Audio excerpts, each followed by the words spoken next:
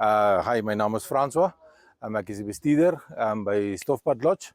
Stofpad Lodge and Camping. Ons is 'n Namibiese gesinsgeoriënteerde lodge wat so 'n bietjie van iets van alles aanbied spesifiek vir die Namibiese gas. Ons doen ook buitelanders.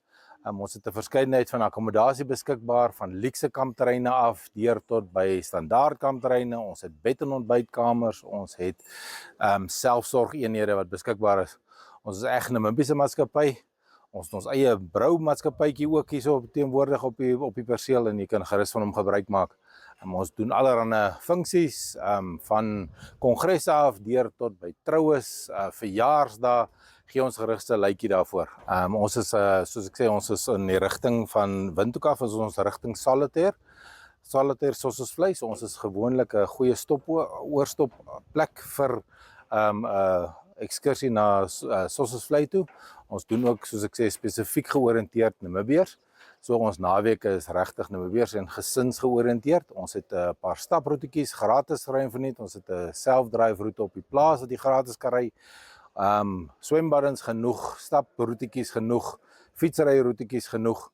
En dan soos ek sê, dagekskursies is sossesvlei toe en dan natuurlik vir die beste sonsondergang in Namibië is die Spreetshoogte uitkykpunt vir 'n sonsondergang is net mooi 24 km ver. So dit is ook 'n gereelde iets wat die mense gereeld doen. Ek sal sê spesifiek die feit dat ons so Namibies georiënteerd is.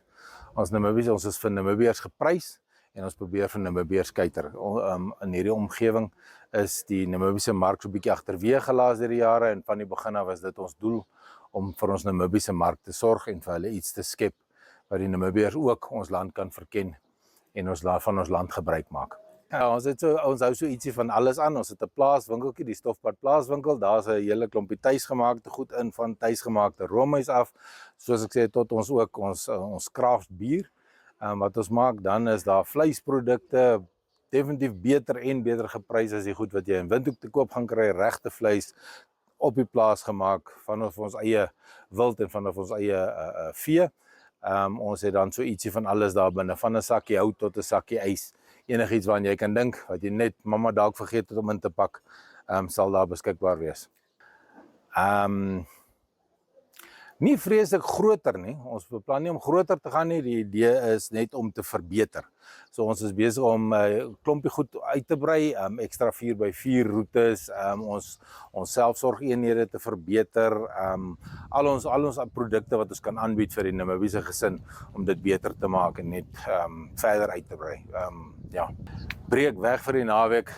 Ons het gisteraand ons daaroor gepraat sommer so ons een gesegde is ons is nie net akkommodasie nie, ons is 'n destinasie.